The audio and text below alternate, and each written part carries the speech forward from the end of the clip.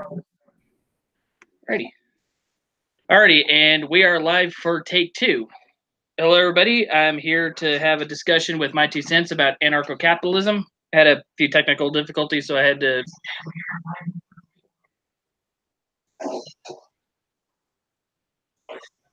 Oh.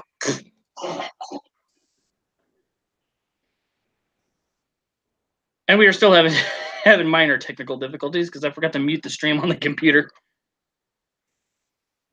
Okay, but now I think everything is set up. So we'll start where I left off last time. I'm gonna let 2 cents describe exactly what anarcho-capitalism is for anybody that doesn't know. So go ahead.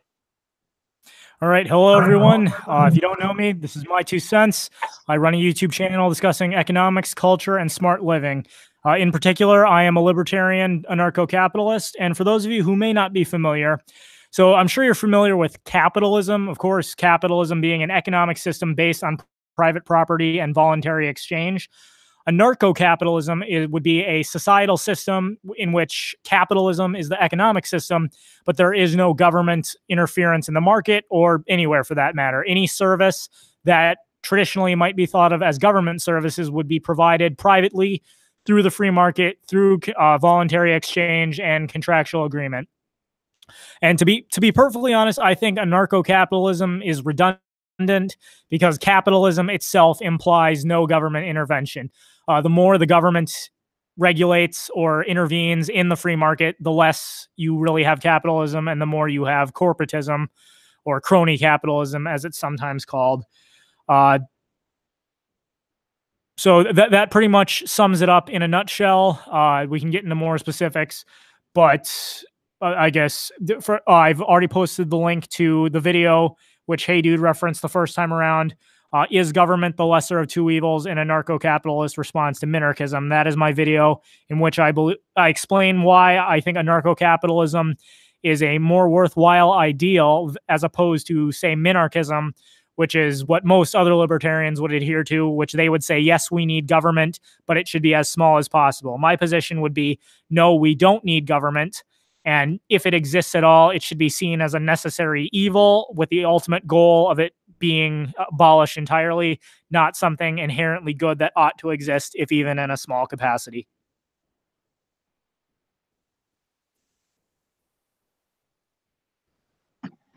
Alrighty, well, that was a. Well, I guess Punkin Trucker's got a good place to start off because that was one of the questions. I mean, you mentioned it in the beginning of your video, and this is one of the first most common ones. But my roads. But my roads. Who will build the roads in an anarcho-capitalist society? Okay, well, to answer this question, and I think this is going to be the answer to many of the questions that come up, anything the government can do, the free market can do better. So stop and think about it for a second. What does it take to build roads? You need cement, you need construction workers, you need property on which to put the roads. Well, all the government really does to build roads is forcibly take your money through taxation, whether you want to or not, and then the government pays a contractor in order to build those roads. Of course, what rates are the contractors going to charge? What is the quality of the roads going to be?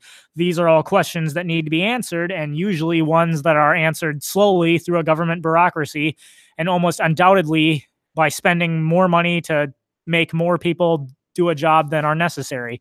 So in an anarcho-capitalist society, the answer is private entities would build the roads. If you own a business, it is in your best interest that there be roads by which other people can access your business. So essentially, the owners of property would build roads, or private individuals would fund roads. They could be funded through tolls, through partners, through voluntary contracts beforehand. But the simple fact of the matter is, so long as there is truly a demand for something, the free market will produce it. When government builds things, one must always ask if there is truly a demand for it or not, given the government funds itself through taxation, not through voluntary transaction. And one thing I should have probably mentioned in my explanation of anarcho-capitalism, Murray Rothbard, who is sometimes called the father of anarcho-capitalism, although I don't think he was the first to advocate it, he said the state is that entity that obtains its income, not by peaceful transaction, but by coercion. And that really, for those of you who haven't thought about it, what really makes the government different from a private company is the fact that the government obtains its money by pointing a gun at you and saying, give me your money or else. Now, granted, most people give it up willingly such that it doesn't have to come to that, but that is fundamentally what's happening. You are forced to pay the government whether you want to or not, and if you refuse to pay, men with guns will come and take it from you.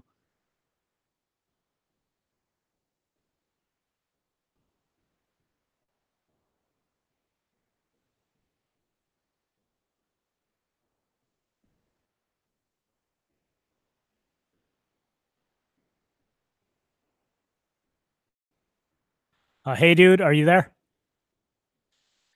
Sorry, I muted it for a second just so background noise didn't go through. I said, so in a nutshell, everybody pays for the roads to make sure that you can get to your businesses and stuff, and pays for it on their own dime. So collectively, everybody voluntarily builds the roads. People engage in voluntary contracts and fund the projects that they want to fund. Tell you what, that does make a bit of sense, because I mean, hell, I'm pretty sure we could do it better than freaking Oklahoma can. I freaking hate going through there because the roads suck. No, absolutely. And you go ahead.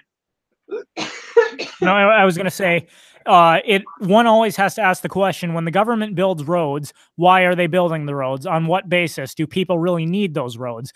In a free market, the answer to the question of need is simple. If people need it, they choose to pay for it. But when the government funds something, even if no one uses it, it still gets funded because it's being funded through taxes. Now, and when is the last time the government stopped funding something? Not very often. Is basically government always ensures that more money than is necessary will be spent on inefficient things, whether people are using them or not. Honestly, that's one thing I forgot. I don't know why I forgot about that. I was talking with LSP last night, Liberal Sanity Project, and we briefly had a discussion about taxes, but I didn't go too much into it because I don't know everything about taxes. But he mentioned, how do we deal with the country's deficit if Trump's lowering the taxes on everybody? And I forgot about the fact that there's a lot of shit that we can stop funding to compensate the loss in revenue from cutting taxes. Well, you know what's funny, when discussing the U.S. specifically, it's a whole different discussion, because the truth of the matter is the deficit is unfixable, and it's unfixable because of the Federal Reserve banking system. Now, that is a discussion that probably would take far longer than what this stream is really about.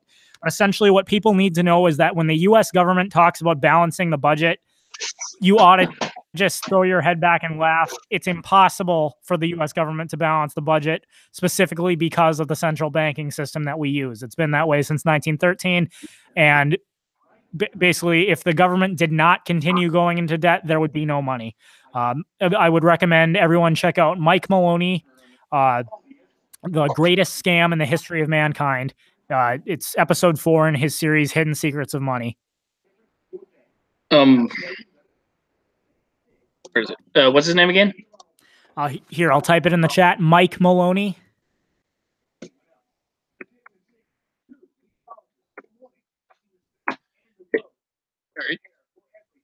I was grabbing his channel off of. I was seeing if he had a channel on YouTube to grab a link. Yes, he does. So I just typed it in there. Here, I can find the link for you too. Okay. Yes, that'll be using me trying to find it, because I don't want to go through all the videos that came up when I typed that in. Let me check my list of questions. All right, I just posted the link to the video, Mike Maloney's video. Alrighty, yeah, everybody. I encourage everybody to take a look at that. I think YouTube still allows that chat replay, so you should be able to get that link out of the chat if you're watching this after we're done streaming. But anyway, move on to one of my. Let's move on to one of the first questions you mentioned in your video of anarcho-capitalism versus whatever the hell minarchists call themselves. Minarchism, small government Minarchism. Okay. libertarians. All right, but anyway, my first question is like, I'm sure this is a pretty easy one, but like, what will stop foreign armies from attacking? Well, to answer the question, what will stop foreign armies from attacking? Well, they're free to attack if they want to. The thing is, in an anarcho-capitalist society, there would still be private militaries. There's no reason that people. The question, I think, this question is born out of a fundamental misunderstanding people have because of government schools indoctrination, and that is the idea that if there weren't a government, there couldn't be a military. Just as there are private security firms, even some places in the United States, there are currently private police. There is no reason there couldn't be wholly privatized militaries. The Army, the Navy, the Marine Corps, the Air Force, those branches of service could, in principle, be privatized. People would fund them voluntarily, and I would argue it would make them better because, again, there would, instead of one large monolithic military, you would have smaller private militaries funded by the local communities. And of course, everyone says, well, if they're smaller, wouldn't that make them unable to defend? Well, no, because in the event that a foreign military invaded, multiple private militaries could join forces in order to repel that assault. And if you think that's not possible, just look at the North Atlantic Treaty Organization, NATO. Look at all the foreign militaries that work together on a regular basis to ensure mutual defense. So the answer to the question is... Sorry? I said also look at how this country was founded to begin with. Like, that's one thing I can definitely agree on, because that's basically the same argument I use as to why we have the Second Amendment. Yes, private mercenaries were absolutely used in the founding of the United States. The Minutemen that you read about in the history books, those were largely private citizens with firearms. And in fact, the purpose for the Second Amendment was for people to defend themselves from the government, not the way around. If you read the Federalist Papers, if you read Thomas Jefferson, they absolutely make that clear. And actually, it's interesting to note that after the fall of the Soviet Union, when Soviet military plans were declassified, we found the plans that the Soviets ever made to invade the United States. Not a single plan involved crossing the state line into Texas. And the specific reason cited was that they knew that Texans were so well armed that even the most heavily armed Soviet mechanized brigade would have suffered such heavy losses trying to take over Texas. Hell, that's even true to this day. Everybody in Texas has a gun. Oh, even their guns have guns. Oh. Absolutely. Gotta love Texas. Anyway, but like, how would you address the questions that some people have about like how in Anarcho-Capitalism people would have the right to own nukes should they decide to get them? Okay. Popular question. Now, I want to preface this by saying much of the question of nukes is nullified by the issue of practicality. Now, to answer the question plainly, in Anarcho-Capitalism, if a private citizen wanted to purchase a nuke, would they be able to? To answer the question plainly, the answer is yes, but there are some important qualifiers here. Now, obviously, all libertarianism is derived from the non-aggression principle, which is derived from private property rights and first principles of logic. Now, the non-aggression principle essentially states that the initiation of force against others or harming other people cannot be ethically justified. Now, but that means that when it comes to the ownership of nuclear weapons, owning a nuke is not necessarily a violation of the non-aggression principle. However, given the dangers of radiation poisoning and such, a person who owns a weapon would have to own a facility capable of housing such a weapon that could protect the rest of the population from the dangers of radiation poisoning. And the only legitimate use for it would be in self-defense, which, of course, when it comes to the issue of nuclear warfare, self-defense is essentially mutually assured destruction. Every country in the world with nukes has them pointed at each other 24/7, and everyone knows that whoever fires their nuke first ensures themselves getting nuked. And, we're no good to anyone if we're all dead. So in Anarcho-Capitalism, if someone wanted a nuke, well, first, they'd have to be able to, they either have to have the knowledge to build one themselves, and it isn't exactly like building a Lego Death Star, and then they would have to have the resources and a facility to house it and ensure that it was properly secured and the radiation poisoning and such did not pose a threat to the rest of the population. So when you consider all those practical aspects, it's safe to say that in Ancapistan, the only people who would own nukes are the privately funded militaries who actually could make use of them and could ensure that they were housed in such a fashion that they did not pose a threat to the community. Fair assessment. How would we deal with stuff like Liberal Sanity Project brought this one up, and this is one thing I did find kind of bizarre. He had a debate the other day on Dapperton's channel with a couple anarcho-capitalists, and he brought up the fact that he was baffled by the fact that they said basically there wouldn't be consequences for, like, if you're driving your car, you get in an accident that is your fault and you kill an 8-year-old child. Like, so that would bring us to, like, how would you deal with, like, crimes against other persons and stuff like that? Okay, I'm not sure what the exact claim was there. You're saying if you were in a car accident and you killed an 8-year-old child, there would not be consequences? Was that the claim? I believe that was. I didn't watch the debate myself. I was busy at the time, but he told me that was one of the things that was said to him by one of the other guys that he was debating.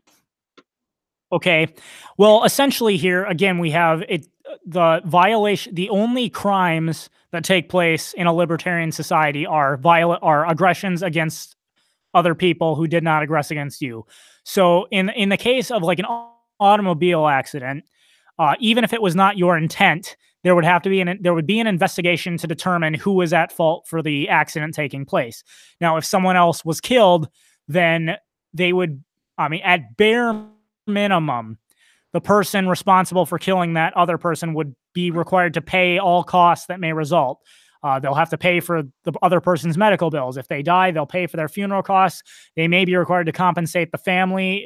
If he left behind a wife and children who are now in need, the person who caused the accident is going to be on the hook for all of that, bare minimum.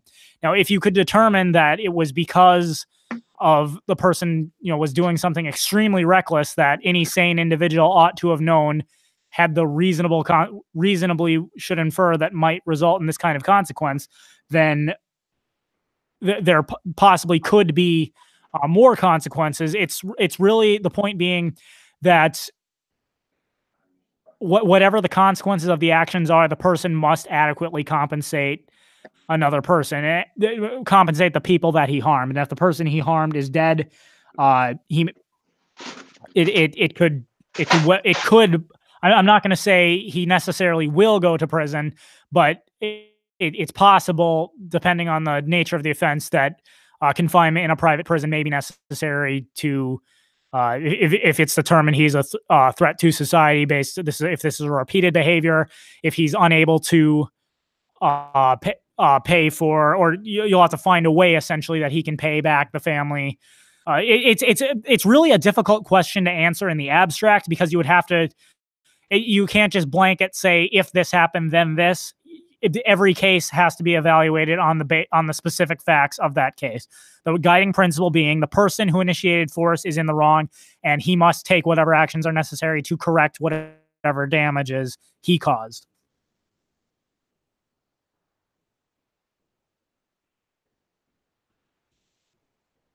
And if you have muted, I see you've muted your mic again. So before you talk again, please unmute it. Sorry about that. As soon as my headphones charge, I'll put those on, and that way I won't have to mute anymore. But does bring me to one of the questions I've had on for certain times like this. Like, I'm gonna give you this example just so we have something to work with, so you don't have to try to figure out an answer to cover everything. But for example, we'll say that we have a car accident where they were texting while driving, they ran into a school bus, and they killed an 8-year-old. We'll just use that as an example for now. But like you brought up the investigation stuff. Like, who would do the investigations and who would enforce making sure that the guy that caused the accident pays what he owes the people that he harmed?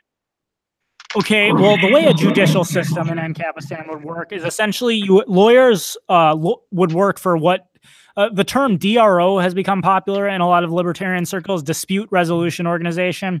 Essentially, the person who caused the accident would call his DRO. The family of the 8-year-old would call their DRO. And essentially, the lawyers representing both sides would meet, and then they would come basically agree, we are going to meet before this third party judge. Typically a judge in a system where you have multiple courts competing for business. Lawyers are going to want to go to the judge with the best reputation for being fair and unbiased, but also, taking into account how much the individuals are paying for their legal services. A certain judge with a very good reputation might cost more, but essentially both lawyers are going to have to agree upon which third-party judge they're going to go before for this case to be tried. That's the family of the 8-year-old can pay for their own private investigators to conduct investigations. The lawyer representing the accused can pay for their independent investigation, and both are going to have to present their findings before the third-party judge then. And based on the evidence, the third-party judge will make a determination as to who was at fault. In today's day and age of cell phone, being able to, with cell phone histories, cameras, things like that, usually we found it's typically quite easy to prove who was at fault. Now, in the case you said where the man was texting and driving, it may not be his intent. It probably safe to say it was not his intent to kill anyone, but he did engaged in a dangerous behavior knowingly, which means he inherently knew that such consequences could result from his actions, not from someone else's actions. So therefore, he's going to be required to compensate the family for the death of the 8-year-old. Now, obviously, it would be a tragic situation. It's not like any amount of money could ever bring their child back, but he will pay for his crimes, so to speak. Okay, I didn't mute myself again, did it? Nope. Okay, good. Anyway, so describe what a lawyer in Ancapistan would be like, because, like, just speaking from a general sense, well, it sounds like how do you have a lawyer in a place that has no law, I'll say? Okay, well, I wouldn't say it's accurate to say there's no law, because there is natural law, the non-aggression principle. But even in our society today, most lawyers work privately. If you are in need of a lawyer, you approach a private firm and you come to a contractual agreement for how much you're going to pay them to provide specific legal services. So lawyers themselves, I don't think, would function differently than they do now. It's specifically the public courts themselves would now be privatized. So instead of one government-mandated court, there would be multiple courts, multiple judges, and essentially the judges with the best reputations for being fair and unbiased. Those judges providing the highest quality services for the lowest possible price are the judges that would get hired. All right, it makes a little bit of sense.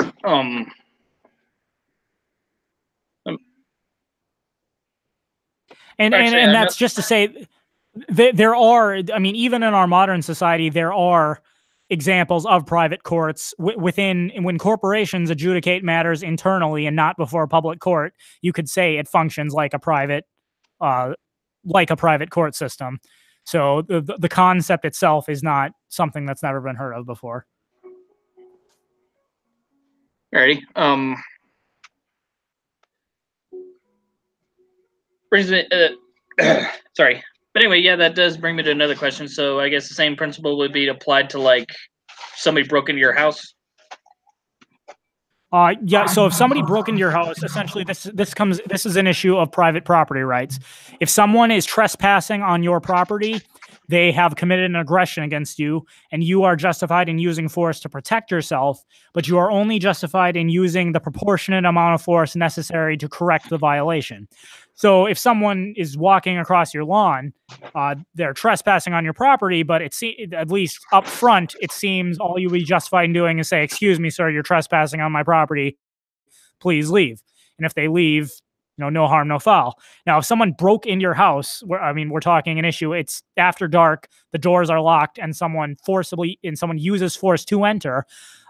Much like many states that have castle doctrine or stand your ground laws, you would be justified in presenting force, such as if you own your own private firearm, you may point the firearm at them with an intent to use it if necessary and say, well, I'm not going to say the profanity lest your stream get demonetized, but I'm going to use some harsh language to say, get off my property. And if they refuse and continue and persist in their assault, then you would be justified in using deadly force in order to correct the violation.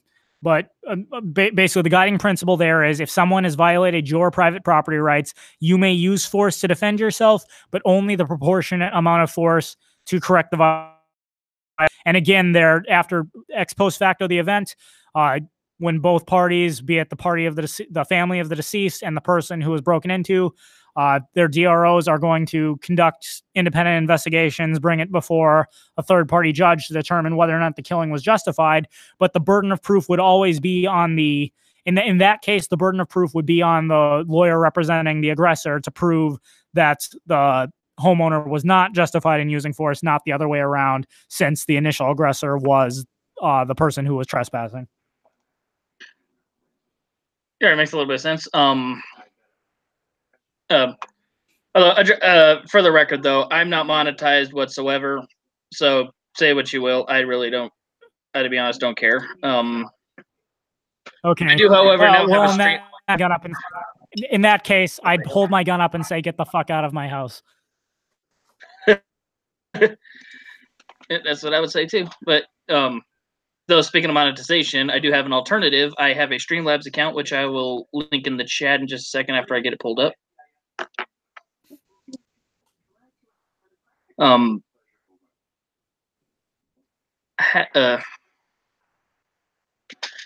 yeah, that was the question I had. How do you would there be like a police force or something in Ancapistan? Yes, there would be. You'll not be one monolithic police funds, whether they like it or not. There would be private citizens that would provide police services. You would have the option of what police service you wanted to fund. And I think what would make this is absolutely one of the ways I think Ancapistan would be so much superior to the system we have now. Because if you think, a lot of people don't like the police. Now, a lot of people do. And to be fair, I personally know many law enforcement officers that I know to be good individuals of integrity who joined the force out of a genuine desire to protect their community. But police forces, like all other government services, are funded by taxes. No matter how displeased you are with the police in your town, you cannot choose not to fund them. They get funded no matter what, and therefore they have no incentive to improve, even if their practices are poor. Take, for example, the famous case Warren versus DC before the DC District Court, where several women, there was an apartment building where two men broke into the building and were raping a woman. Two other women called the police. The police showed up at the apartment, knocked on the door. When no one answered, they left. The two women who called the police again. The dispatcher called the police back, but did not inform the new cops that were heading there the second time that the police had recently been called. They did not enter the complex either. The women who had called the police, thinking that an officer may have entered, called and said, "Police, help us." This alerted the two assailants that there were two other women in the building. They went on to kidnap all three women, take them out of the apartment complex, back to their location, and the women were held at knife point for 14 hours and forced to do all kinds of unspeakable, sexual things to these men at knife point. They sued the Capitol Police in DC for negligent behavior, saying, we called the police and they absolutely failed to help us. And I'm going to ask you now, based on my relaying that story, would you agree the police were negligent in that case? Oh yeah, definitely were negligent. Okay, yeah, they failed to protect those women. They, protect and serve. Everyone says that's the police's job. Well, the district court for District of Columbia ruled that the police could not be sued. The reason being, the police, as a public service, have no obligation to protect individuals. They only have an obligation to protect the larger community. And therefore, when 911 calls come in, the police reserve the right to determine whether or not they can or should help you under those circumstances. So even though the police clearly failed to protect those women, and even though they clearly had the capability, they could not be held at fault because they had no obligation to protect those women in particular. They only have the obligation to protect the community at large. However, think about how a private police force would react in a situation like that. If people are voluntarily funding their own private security and they heard about a private security organization where that happened, do you think they're going to keep paying that private security organization? Or do you think they're going to pull their funding and opt for a different organization that can do a better job? Yeah, it's a pretty good point. Okay. And then one thing I can compare it to, I debated on making a response video to this because I kind of saw this guy's point. However, he was making a bit of a ridiculous comparison. It's a channel I discovered. It's the Beau of the Fifth Column, and he did a video where he tried to basically explain why. Okay, your voice. What? Your voice is getting very digital. You're roboting as well. Something's wrong with my internet.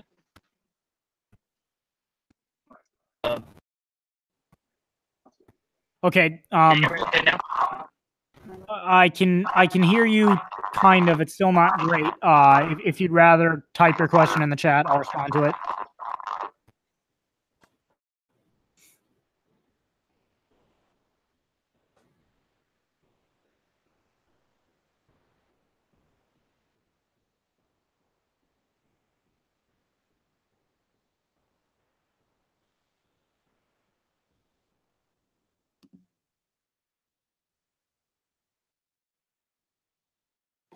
For those watching, it appears Hey Dude's having another technical difficulty. If for anyone in the chat, if you are hearing something different, if my voice sounds messed up, please tell me.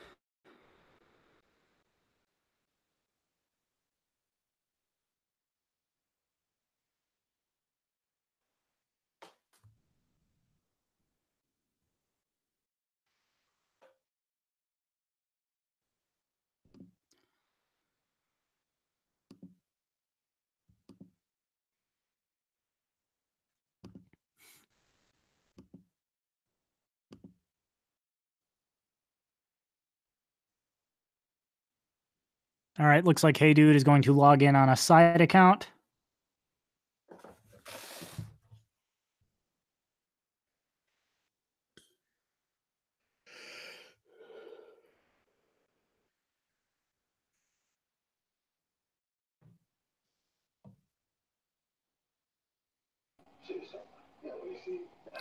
Oh, night shift. Hello.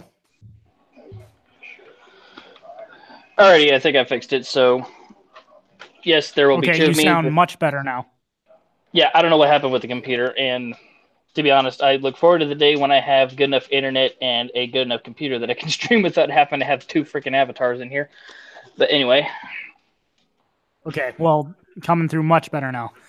Alrighty, where were we last? Because I blanked out for a second. I had just finished discussing what I believe to be the benefits of privatized police forces. Oh yeah, that's right. Because I was making a comparison to something I saw in a video. But anyway, there was this guy that was trying. He was trying to basically explain why Black Lives Matter and why Black people in general have a fear of the police. Now, I will admit, the overall video was a little more ridiculous than this because he's blabbing the same rhetoric that a lot of Black Lives Matter people throw out there, which basically sounds like police just shoot people at random. Yeah, well, which absolutely has been proven not to be true, but yeah, exactly. Like that's not what happens. You have family in law enforcement. I know that that doesn't happen, but he did draw a decent comparison that did make a little bit of sense. Like, I grew up in a small I grew up in a small county, in a small town, and now our county, it's only got like 18,000 people, but we have the sheriff's office. I mean, the cities had their individual police departments, but we have the sheriff's office, and I'm not gonna ask where you live or anything like that because I know you don't want to give that information. But like cities, you probably know how sheriff's departments work. You elect your sheriff, and he elects the deputies to work for him. yes. And he mentioned that that was a better method of the police force because, like in small town America, I like back where I grew up, I knew the sheriff. I knew most of his deputies. If we had an issue, we didn't call the police. We called the sheriff. Like usually, even if we were in town, we wouldn't call the police. We called the sheriff because the sheriff was more likely to come out and help you resolve the matter versus the police people who, like you say, are obligated to protect the population, not necessarily the individual. And it made a lot of sense because, like, you elected the sheriff, you usually know the sheriff and his deputies, so you've got a trust deal in there. And there's also the backup that if the sheriff screws up, you have less of a chance of a sheriff screwing up and doing something stupid or reckless with his job because everybody knows everybody. He will lose his job. A police officer is not quite as likely when they do stuff reckless because, like, I will admit there's one problem, though it's over exaggerated in the media, is like the buddy system with cops. Okay. Yeah, and I think like what I think you a good point about Black Lives Matter. Now, I want to point out I do not sanction Black Lives Matter, and I think nearly all of the concerns they have about law enforcement are abjectly false and have been shown to be so. Nonetheless, in an anarcho-capitalist society, if a member of Black Lives Matter is unpleased with the particular police services he's receiving, he can choose to quit funding the police force in lieu of another private security force that he believes will do a better job, whether his concerns are rightly founded or not. So my point is, anyone, if they are unpleased with the police services they are receiving, can opt for a different private security service. And since those officers know that they are serving clients who can fire them, choose not to keep paying them, they have much more of an incentive to provide quality services and not be rude or abuse their power.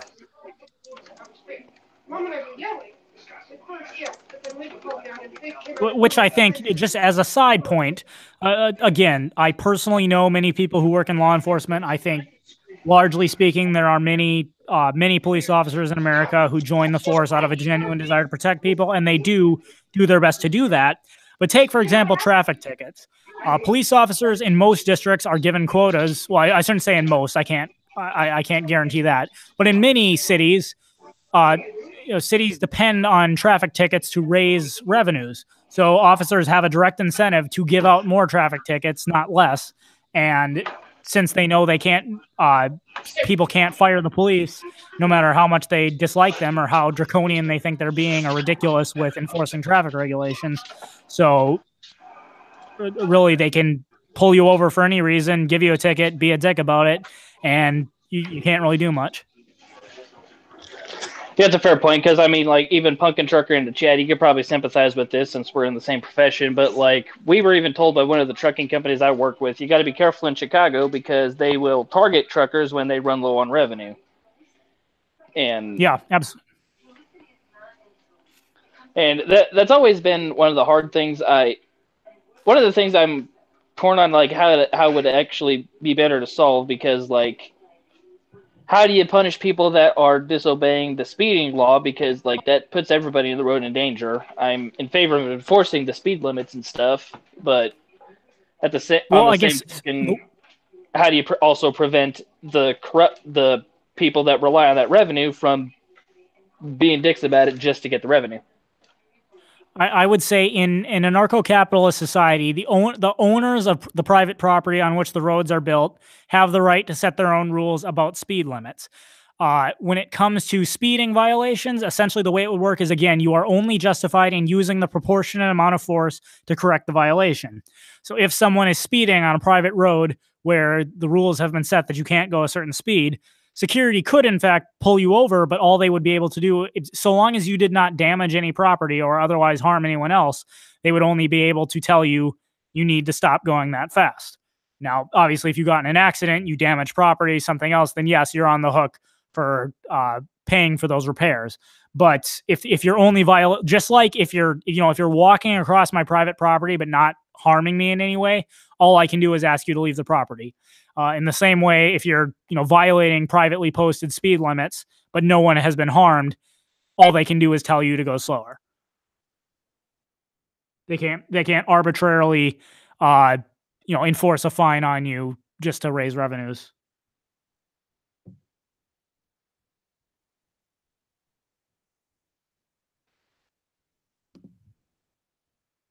Okay, I believe you've muted yourself. Yeah, sorry, I was trying to deal with the dog. He was barking, so I forgot to turn it on again. Sorry about that, everybody. I'm a little bit tired tonight, but nope, I understand. Without breaking any laws. Oh yeah. Oh yeah. I see Night Shift in the chat said, "Are arrest and conviction quotas just and fair?"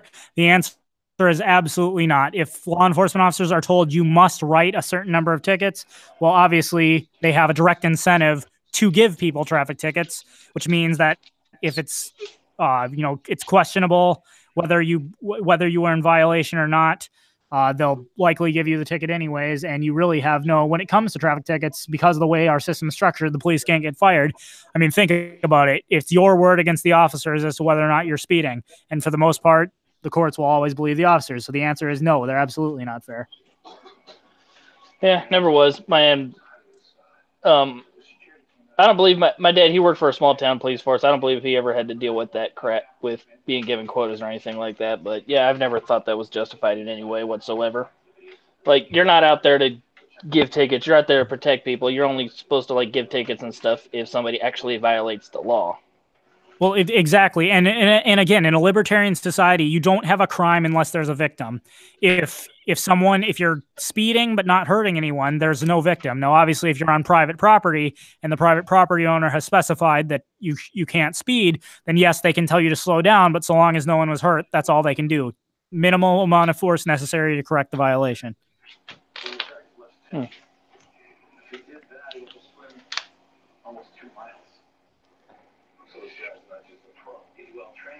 But yep, you don't have 20,000 different laws. Yeah, that's true as well, Night Shift, because I can say, especially in my industry, overregulation is a huge freaking issue.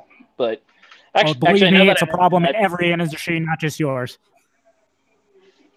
Oh yeah, I never denied that. I know that overregulation is one of their problems. Hell, that's one of the reasons why Donald Trump got into office and why there's a lot of optimism. That's the word I'm looking for. That's why there's a lot of business optimism with him in office, because he's talked about rolling back regulations. And honestly, I don't know how the Democrats are still winning when they're speaking in direct opposition of deregulating certain things.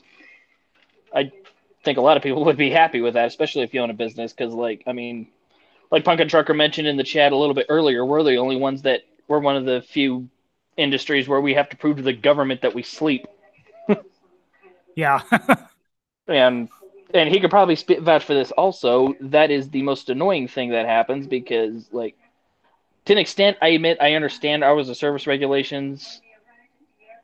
This is the annoying part where my views on government and stuff conflict, because, I understand where some laws are put into place, because there are some laws that are put in place not because they want to generate revenue or control the population, but because they know it's a genuine health concern. I mean, companies like Swift Transportation, CR England, they've made it very dangerous for us and have contributed to a lot of the regulation, because they give you the bare minimum amount of training, give you the keys, give you a truck, and you're allowed to go. In a lot of cases, they'll even hire foreigners that don't even speak frickin' English and give them the keys, put them in a truck in a country where they can't even read the damn road signs, and let them go. And then we get heavier regulations because they got to do something to protect the public from the recklessness of the other companies. Mm-hmm. Actually, no. Well, to answer, go ahead, finish. I was gonna say I'll change the question, then I'll go back to my other question. Like, how would you deal with something like that, like in the situation I just described? Okay, well, the situation you just described, the way I'd answer that question is if the regulations of which you speak are in fact necessary, then the free market will produce them. It's only regulations that are not necessary that the government must impose. So now think about it like this. We are in a completely free market. I am, a producer of some sort who has a product that I need shipped from Virginia to California, and I have 6 different trucking companies that I can hire to accomplish the task. I look at, I go to the Better Business Bureau or some other private business evaluation service, and I learn that trucking company A has a reputation for hiring foreigners who don't speak English and who get in a lot of traffic accidents and, in fact, have caused some serious injuries and death. I look at trucking company B, and I see that trucking company B, has a much higher rating. They have a reputation for having the best drivers, and they have a safety department that has taken measures to ensure that their drivers are following checklists to make sure they get enough sleep, to make sure that they're doing the job well. Me, the producer who has never driven a truck in his life and knows nothing about trucking, but based solely on my independent research about trucking companies in the free market, who do you think I'm going to pick? I see your reasoning there. The one part that it comes into conflict with is a lot of companies, though, like, for example, one of the reasons Swift is so big and so popular is due to their size, they can offer to haul freight at a cheaper rate. Like, they got to do a lot of major screw-ups before they get kicked out. Like, a good example is the Walmart DC in Cheyenne, Wyoming. I'm not going to say who gave me this information, but partly because I don't remember her name, but anyway, I called another trucking company just inquiring about a job when I was considering leaving the company I'm with. But she informed me that CR England, which was kind of funny because I actually got offered to work this route when I worked for them, they had previously held the Walmart account in Cheyenne, Wyoming, hauling freight for them. But Walmart hired them because they were the cheapest. And the only reason they lost that particular contract is because they had so many late deliveries, so many accidents, so many complaints that they finally nuked England's contract. Now, the problem is that doesn't always happen at the biggest problem is sometimes they'll still take companies like that because they're cheap and they work cheap. And then you have the problem with some of these companies that they have a lot of accidents, but they don't quite have enough for the parent company like Walmart to actually care too much. Okay. Now, it's going to be difficult for me to answer that question since I myself don't have a lot of knowledge of the trucking industry. I don't know about those specific corporations that you mentioned. However, based on my understanding of economics, I'm going to answer the question thusly. For those really large corporations you speak, I am 99.9% sure the only reason they could have gotten that big is because government regulations are already in place, which makes it difficult for other companies to spring up and to compete. Now, I shouldn't say most, every so-called monopoly, these large businesses that have so much money that it just seems like how could anyone ever compete? The reason they get that big is because they do well initially, then they lobby for the government to pass regulations, which they have enough money to comply with, but which new startups would not have enough money to comply with.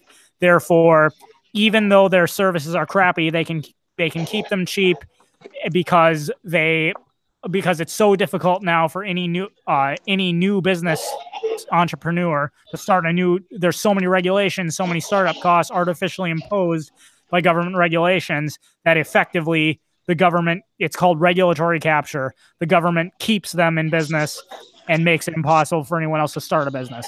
Now, as I said, I can't, since I myself have not researched the trucking industry, I can't answer with specificity, but I would suspect that's what's going on with the industries that you mentioned.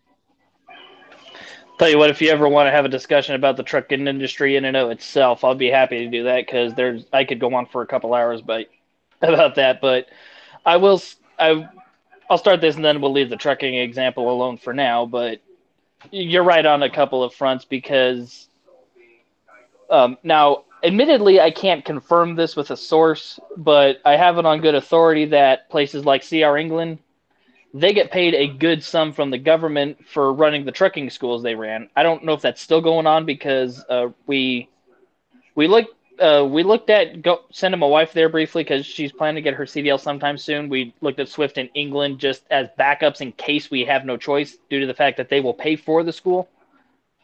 But like, for example, when I went, they ran their own school, but they got a government subsidy that paid them like I'm going to say 500 to 5,000 for me going there. And admittedly, I also had this problem when I worked for an actual Walmart store in Ohio. Now, disclaimer: I'm not saying this to be mean. This is just what happened. But they got paid by the government to hire some special needs people and just give them a job. So Walmart actually started exploiting that. They started giving the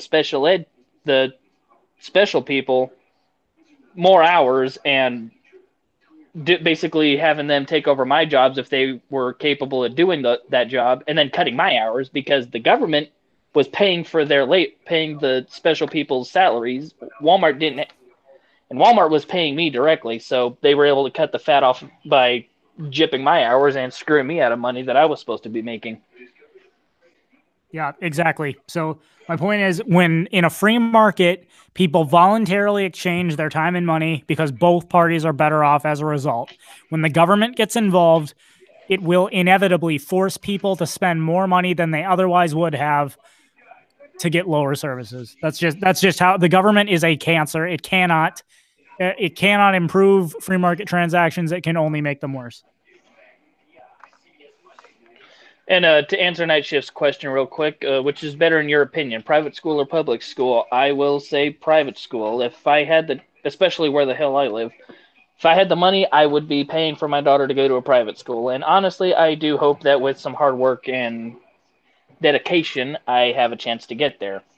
But like, as was actually pointed out a minute ago when 2 Cents mentioned how larger companies and the government combined make it harder for a competition to spring up. That is one of the difficult things about my line of work. I would love to get my own truck and run my own business, and it used to be like that. Like, in all honesty, trucking used to be one of the best examples of capitalism because if you had a truck and you had a trailer, you could haul the freight that was designated for that trailer, and you could easily compete with bigger companies as long as you made sure that your fuel and your mechanics were covered. You just put your bids out there, and usually somebody would hire you. And hell, another business sprung out of that, which is truck brokers. These people they'd save companies the hassle of having to find a trucking company themselves. You'd call this truck broker, say, hey, I need this stuff moved from Chicago to LA, find somebody to do it. They put that on a board. A truck driver, whether it was a company or an independent guy, could call them up and be like, hey, you got me some freight? They'd say, yeah, we got this load from Chicago to LA. It pays X amount of dollars. And if the trucker in question thought he could make that load and that the money offered would pay for everything that he needed to cover, he'd be like, all right, I'll take that load. But as government stepped into the trucking industry in certain ways, it started lessening that ability because, like, I'll put it this way. You should see how thick the book of permits I have to keep on that truck is. Oh, yeah. Essentially, the cycle of government interference is basically this. People make free voluntary transactions and things go great. The government introduces regulations and things get worse. The government claims it was the free market that caused things to get worse, thereby justifying more regulations. They institute more regulations. Things get worse. The government says that's the result of the free market. We need more regulations. And the cycle repeats ad nauseum.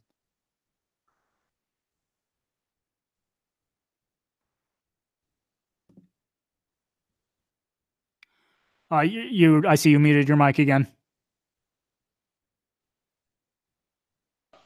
Sorry about that. Let me fix them real quick. I'll be right back.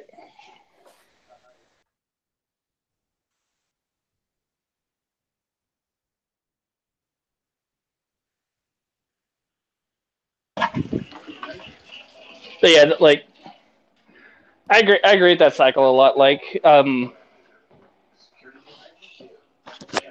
agree that that cycle does get really destructive a lot of times. I think, personally, if you would ask me, I think the biggest problem with our government would have been the fact that the people forgot about their ability to keep the government in check. Okay.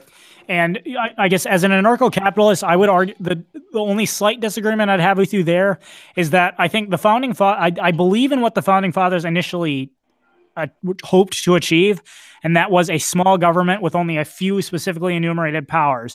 What they didn't realize is that people, capitalism succeeds because people are in fact selfish and they act in their own self-interest. But when you have a voluntary system where people voluntarily exchange things they want, the only way you can get the things you want is by giving other people the things they want. But when you have a certain body of people called the government that have the perceived legitimacy to initiate force against others, inevitably, maybe it doesn't happen in the first year, maybe it doesn't happen in the first 10 years, but inevitably people start using that power to get things that benefit them, whether or not it benefits others. And that's why even a small government inevitably grows. And I think we can see that the U.S. government is a perfect example of this, in that the founding fathers envisioned a small government with only a few specifically enumerated powers, and they put a constitution in place to prevent the government from growing. Well, it might work for a little while, but sooner or later you get Supreme Court justices like Ruth Bader Ginsburg who say the Constitution no longer means what it used to mean. The government can now do this. Oh, well, what do we do about it? Well, I don't know. They're the government. We can't stop them, can they? And sure enough, the government grows. That's why the government inevitably grows bigger. The reason I am an ANCAP is I would say I'm under no delusion. I'm not going to pretend that just because I make a few videos and educate a few people, the government's going to disappear overnight. What I'm trying to affect is people need to stop seeing the government as something inherently good that has been corrupted and see the government as something that is inherently evil. And even if it must exist for a time, it must be seen as a necessary evil. The ultimate goal must be to abolish it entirely, not to keep it existing in some permanent capacity. Because I feel like a government that is seen as inherently legitimate will grow. A constitution, you can put a constitution in place. You can try to put other things in place to prevent it from growing. But because people act in their own self-interest, so long as the government is seen as legitimate in the eyes of the people, it will grow, and the people won't stop it. Makes a lot of sense.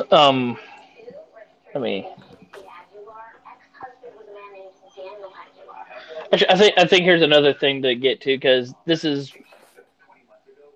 another good way to segue since we're talking about corporations. How would we stop? You mentioned this question in your video as well. How do you stop corporations from polluting the environment? Because I will admit that I can tell there's plenty of companies, and China is a perfect example of this, that do not give a shit. Okay. Now, it's funny that you should mention China, because China actually is not a free market. Now, granted, China has moved much closer to free markets than, say, 50 years ago, so good for them on that. But the government still heavily regulates Chinese industry. And in fact, most of the countries with the worst pollution, such as the Soviet Union, such as China, the pollution, I would argue, is not the result of the free market, but a direct result of government regulation so that they don't have to give a shit. Now, the question about pollution is essentially, if you're polluting someone else's property, then that is a violation of the non-aggression principle. But the person whose property is being polluted needs to be able to prove how your pollution is impeding their ability to go about their business. So, for example, if I smoke a cigarette on my property and my neighbor complains, he's going to have to prove how the smoke from my cigarette is, grievously inhibiting his ability to exercise his free rights. And I think most courts are going to realize, some guy smoking a cigarette on his front lawn could not possibly be polluting the other person's property to a degree that they need to involve private security forces or anything. So I think most cases that people bring up, like, oh, what are you going to do about that? Really, I mean, the pollution is so minute that no one's really going to do anything about it. Just like, if I see some guy cutting across my front lawn, is he trespassing? Yeah. But so long as he leaves right away, do I really care? Probably not. I think a lot of those pollution cases people bring up are going to be like that, where technically a violation of private property rights, but it's just not bad enough that most people care. Now, the thing is, though, if pollution is actually grievous enough that it's really it's hurting other people's property, say the river where people get their water, it's dirtying up the air. Well, in a free market, people are going to, one, not like that, so they're going to complain against you using their dispute resolution organization, but they're also likely going to boycott your products. However, in countries like the Soviet Union, where the central planning distributes all goods and people do not buy and sell in the same fashion, factories in the Soviet Union had absolutely no incentive not to pollute, since the people, their products were distributed among the people by the central planners. That's why the Black Sea to this day is so terribly polluted. That was the result of Soviet central planning. China, yeah, there's a lot of pollution, but people don't realize China does not have a free market. China has one of the most restricted markets in the world. So when people look at that, it's because the government controls these industries that they don't have to care. In a free market, if your industry is polluting the environment, people are going to care, and they're probably going to boycott you.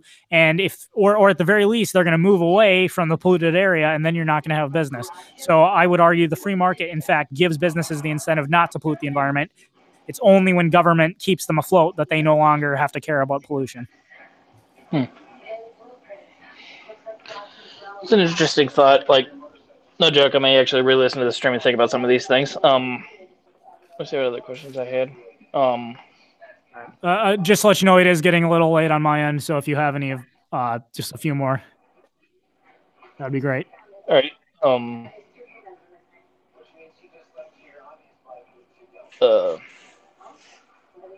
I think we basically covered that one.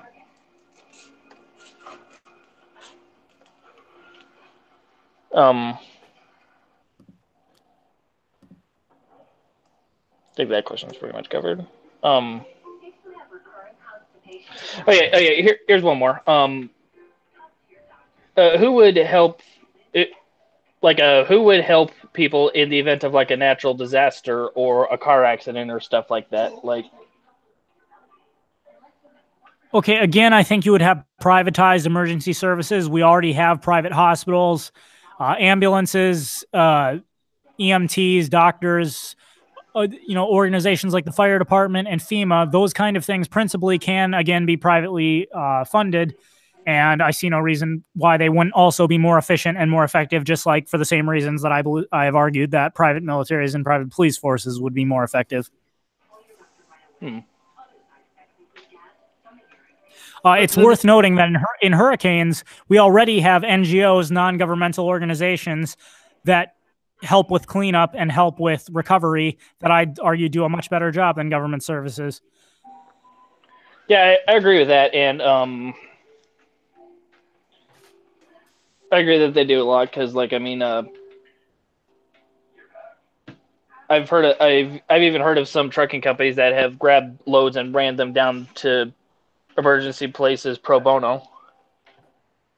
But like, essentially the way I think about it and where I get curious is like, for example, because tax dollars fund the excuse me, since tax dollars usually fund the fire, like places like the fire department,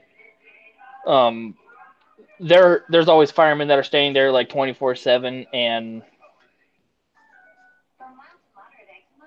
because they know that emergency or no emergency, they're still gonna be able to take home an income because the government is paying for it. So, like, how would we ensure that we always have firefighters on duty if it's privatized? Especially in like a small community that's probably not going to have an everyday emergency, but does still need the people standing by just in case. Again, that's up to the individuals in question whether or not they want to fund such a service. I suppose you could argue that if people weren't smart and said we don't want that and they chose not to fund it, then they wouldn't have it available. But there's a thing where either they choose to fund they choose to fund the services they need, or they reap the consequences when they don't have those things in place. So I think we can already see in really, really small communities, the fire departments are typically very small, if existent at all. And if and when there are disasters, the closest emergency services respond, and the distribution of emergency services is based on supply and demand in a free market. So I think another thing to remember is it's not like an anarcho-capitalist society would be perfect by any stretch of the imagination. They're always, there's always going to be some disaster that it turns out people weren't prepared for. It doesn't matter what system you have, that will happen. But if you learn from your mistake, if people learn from their mistakes, they then put the necessary things in place afterwards. So I guess essentially this would eventually be like an example of voluntary taxation, where they would like give some of their money to make sure that there are firefighters that can stay there 24/7 in case they have an emergency.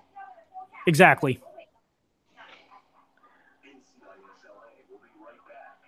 Alrighty, well, I guess that's a good place to stop for now. Maybe we can have another one of these discussions later. Okay. And chat some more about the ideas of anarcho-capitalism. Anyway, thank you, everybody. Okay, like I said, I don't pretend I'm going to get everyone to agree with me after one conversation, but I hope if you've been watching and you weren't familiar with anarcho-capitalism, I've at least given you something to chew on, put a stone in your shoe, as it were. And I would encourage everyone to do their own research, and if you think you've got legitimate counterpoints, by all means, feel free to try and contact me. All right, well, thank you for coming on. Thank you for having this discussion. Thanks to everybody that showed up, especially those of you from Two Senses channel. Feel free to hit my subscribe button. I'm not going to say I'm an ANCAP at the moment, though I'm not going to lie, I will give it a little bit of thought, but hope you'll still subscribe and check out my content. I try to do videos about weekly, and I got to open the Hangout if I want to end this.